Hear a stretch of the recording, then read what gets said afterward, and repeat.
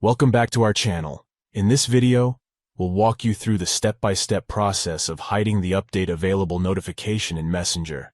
If you're tired of being constantly reminded about updates, these simple steps will help you disable the notification. Let's get started. If you haven't already downloaded the Messenger app, head to the Play Store. Once you're there, type Facebook Messenger in the search bar.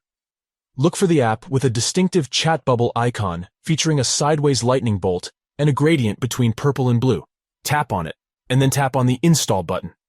Once the installation is complete, sign into your Messenger account. Now that you're signed in, let's proceed to hide the update available notification. Tap on the three stacked horizontal lines located at the top right corner of the screen. This will open the menu. Within the menu, locate and tap on the gear icon next to your username. This will take you to the Messenger settings. Scroll down through the settings until you find the App Updates option. Tap on it. Here, you'll see the Messenger Update Available toggle.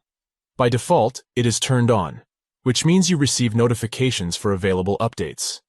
To hide the notification, simply tap on the toggle to switch it off. Congratulations, you have successfully hidden the Update Available notification in Messenger. Now, you won't be bothered with reminders about Messenger updates anymore. To recap, download Messenger, sign in, access the settings by tapping on the three stacked horizontal lines, find the App Updates option, and turn off the Messenger Update Available toggle. By following these steps, you can enjoy uninterrupted messaging without being constantly notified about updates. Well done! You've now learned how to hide the Update Available notification in Messenger.